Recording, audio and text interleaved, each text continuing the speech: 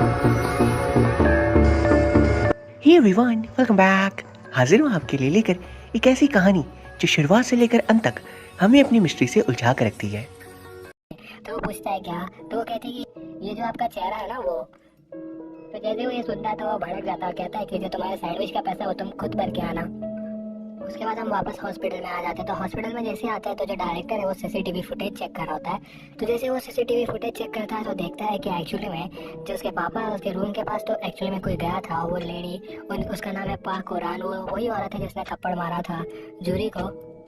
तो जैसे miss park वहाँ पे पहुँचती है तो जो डॉक्टर है उससे बात करना शुरू करता है। कहता है कि क्या आप रात को मिली थी जो मिस्टर को है उससे? तो वो कहती है कि नहीं, मैं मिस्टर को से तो नहीं मिली, पर मैं वॉशरूम ज़रूर गई थी रात को। तो उसके बाद वो पूछता है कि क्या आपने कोई गाना गाया था? तो वो कहती है कि नहीं, मैंने गाना नहीं गाया था, मैं थोड़ी भूत हूँ। मुझे पता है कि वो जो शमान है वो कहती रहती है कि यहाँ पे भूत घूमता है, पर मुझे पता है ये भूत जैसा कुछ होता नहीं है और कोई रात को गाना गाता नहीं है, क्योंकि ज़्यादा लोग को सुनाई नहीं देता। अगर कोई रात को गाना गाएगा इतने शांति में तो सबको सुनाई तो देना चाहिए ना वो गाना। उसके बाद जो डायरेक्टर है वो वापस से वो क्लिप देखता है और उसके फेस पे जूम करता है। तो जैसे फेस पे जूम करता है तो जो उसके लिप्स के मूवमेंट से उसे पता चल जाता है कि वो एक्चुअली में वो गाना गा रही थी। और जो डायरेक्टर है उसे पता चल जाता है कि यही है जो रात को वो गाना गाती है। तो उसके बाद जैसे ही जो सांटे वो बाहर निकल रहा होता है जामपोंग खाने के लिए, तभी जो कुमुनियंग है वो कहती है कि मुझे भी जाना है उसके साथ में।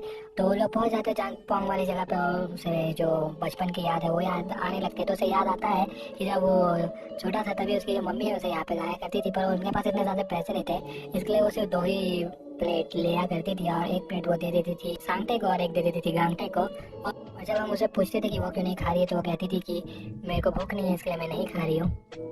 तो उसके बाद वो लोग चले जाते हैं कैफे में और कैफे में जब बैठे होते हैं तो जो मुनियंग है वो देखती है कि सामने बैठे एक आदमी के पास कमाल का पेन होता है, तो उसे वो पेन चाहिए होता है। तो जैसे वो आदमी उससे बात करने आता है तो जैसे गांगते देखता है तो वो चिढ़ने लगता है, उसे गुस्सा आने लगता है, उसे थोड़ा सा जेलसी फील होने लगता है। और उसके बाद वो कहता है कि मुझे आपसे के साथ एक फ़ोटो लेना है। तो जो मुनियंग है वो गांगटे को फ़ोन देती है और कहती है कि हमारा फ़ोटो खींचो। और जब वो फ़ोटो खींचने में बिजी होता है तो जो मुनियंग है वो चुपचाप उसका जो पेन है वो चुरा लेती है। उसके बाद हम देखते हैं कि जो मैनेजर है वो जाता है हॉस्पिटल में और जो जूरी है उसकी मम्मी से बात करता है और बाद में उसकी मम्मी से कहता है कि मुझे आपका जो घर है उसमें भाड़े पे चाहिए, क्योंकि जो सांगते और गांगते वो निकल चुके हैं, तो उसका जो रूम है क्या वो मुझे मिल जाएगा। पर वो कहती है कि नहीं, जो सांगते और गांगते वो सैटरडे संडे यहीं पे रहने आते हैं, तो तुम्हें जो जीसू है उसके साथ जो रूम है वो शेयर करना पड़ेगा। उसके बाद हम देखते हैं ये हॉस्पिटल में जो 2 लोग होते हैं उनके बीच में भी चक्कर चल रहा होता है। तो एक को होता है अल्कोहल एडिक्शन और जो दूसरी लड़की होती है वो आई होती है बिकॉज ऑफ डोमेस्टिक वायलेंस। तो वो उसे पीकर बहुत ज़्यादा मारा करता था, तो जो इसकी मेंटल कंडीशन है वो ख़राब हो गई थी, तो उसे इधर भेज दिया गया। तभी हम देखते हैं कि जो उस रूम में गांगटे और जो दूसरा बंदा वहाँ पे काम करता है वो आ जाते हैं। तो जैसे वो दोनों अंदर आते हैं तो ये दोनों छुप जाते हैं और जो गांगटे वो बाहर जाके रुक जाते हैं, क्योंकि उन दोनों ने देख लिया होता है उसे। तो वो दोनों माफ़ी मांगते हैं और कहते हैं कि प्लीज़ जो हॉस्पिटल वाले उन्हें मत बताने, तो प्रॉब्लम क्रिएट हो जाएगी। तो वो कहता है कि तुम उन दोनों में से कोई एक को ट्रांसफ़र कर दिया जाएगा और फिर वो उन दोनों को सॉरी बोल के तभी चला जाता है वहाँ से। उसके बाद हम देखते हैं घर में जैसे ही जो कोमुनियंग है वो मिलने जाती है, वो बात करने जाती है सांगटे से उसे पूछने के लिए कि क्या उसे पोकर खेलने आता है। तभी वो देखता है कि उसके हाथ में जो मांगटा है वो होता है, तो उसे बहुत ज़्यादा गुस्सा आता है, तो वो छीनने की कोशिश करता है कोमुनियंग से। और जो दोनों खींचातानी कर रहे होते हैं उसमें जो मांगटे का सर है वो चला जाता है कोमुनियंग के हाथ में और जो मांगटे की बॉडी है वो आ जाता है सांगटे के हाथ में। तो रात में जैसे ही गांगटे घर पे आता है तो वो देखता है कि वो दोनों एक दूसरे से लड़ रहे हैं और वो दोनों एक दूसरे से इतनी बुरी तरह से लड़ रहे होते हैं कि जो कोमुनियंग है उसके नाक से तो खून निकल रहा होता है। इतनी बुरी तरह से दोनों लड़ रहे होते हैं ना कि जो ये सीन देख के इतनी ज़्यादा हंसी आती है। मैं पूरी सीन नहीं दिखा सकता, पर मैं काट के 5-6 सेकंड का डाल दूंगा। जो गांगटे वो जाके बात करता है सांगटे से और सांगटे को कहता है कि तुम प्लीज़ जो मुनियंग है उससे झगड़ा मत करो और ये जो मांगटे है वो दे दो उसे। तो वो कहता है ठीक है, वो मांगटे तो ले सकती है पर जो गांगटे है वो हमेशा मेरा ही रहेगा। तो उसके बाद जैसे अगला सुबह होता है तो जो डॉल है उसे वापस से सिल देता है और फिर बाद में उसे दे देता है कोमुनियंग को और कहता है कि सांगटे ने मुझे कहा कि ये तुम्हें दे दे। और उसके बाद वो कहता है कि अगली बार अगर तुम्हें गुस्सा आए तो प्लीज़ झगड़ा मत करना सांगटे के साथ में और उसके साथ फ्रेंडली होने की कोशिश करना। तभी जो कोमुनियंग है वो आती है और उसके जो पैरों पे सो जाती है। तभी जो गांगटे है उसके हाथ में वो डॉल पकड़ा देता है और उसके ऊपर चादर डाल देता है और वहाँ से चला जाता है। उसके बाद हम देखते हैं कि जो मैनेजर है वो कांच में देख रहा होता है अपना चेहरा और कहता है कि ये मेरी मूंछ कहाँ गई। तो जो जेसु है उसे बताता है कि हुआ क्या था। तो एक्चुअली में जब पिछली रात को जब वो सो रहा था तब वो जोर जोर से खराटे मार रहा था और खराटे मारते वक्त जो जेसो है वो गेमिंग कर रहा था बैठ के, तो उसके मुंह से जो चिंगम है वो चिंगम उड़ गया ऊपर, और जो चिंगम है वो जाके चिपक गया इसके जो नाक है उस पे। तो जैसे इसके नाक पे जाके वो चिंगम चिपका, तो अगर चिंगम आपके बालों पे चिपक जाता है तो आपको बाल काटना ही होगा, और उसके अलावा आपके पास कोई ऑप्शन नहीं है। तो उसने रात को जब ये सोया होता है तो इसका मुंह शेव कर दिया होता है।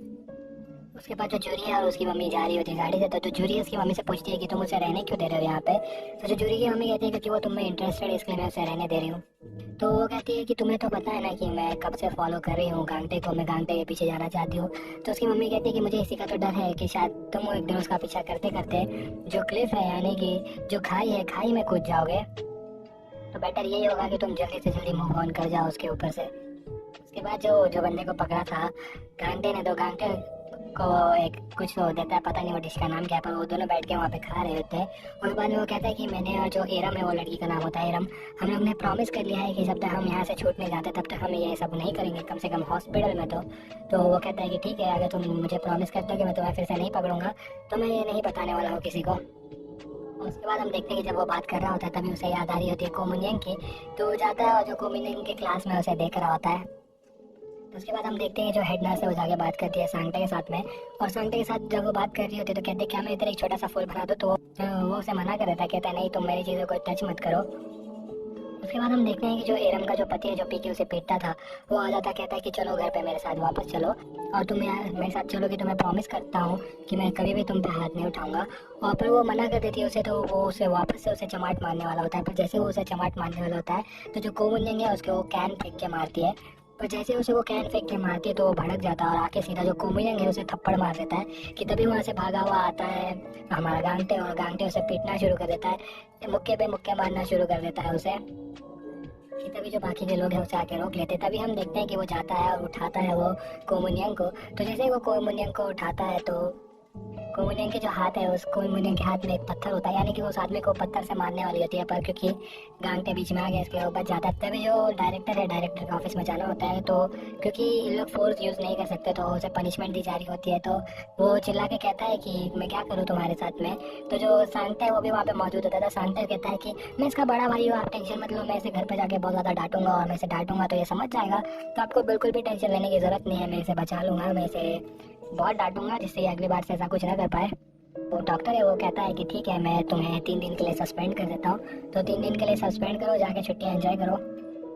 तो भाग के जाता है सीधा कोमुनियन के पास में और एकदम खुश होता है, उसे कहता है कि मैं सस्पेंड हो गया और सब कुछ गड़बड़ हो गया, पर वो हंस रहा होता है। और वो बाद में कोमुनियन को कहता है कि मैं सस्पेंड हो चुका हूँ तो मुझे जॉब पे आने की जरूरत नहीं है फिलहाल, तो चलो मेरे साथ चलो एक ट्रिप पे जाते हैं। और यहीं पे जो ये एपिसोड है वो खत्म हो जाता है। तो दोस्तों अगर आपने अभी तक मुझे सब्सक्राइब ना किया हो तो सब्सक्राइब कर दे, और अगले वीडियो तक के लिए बाय।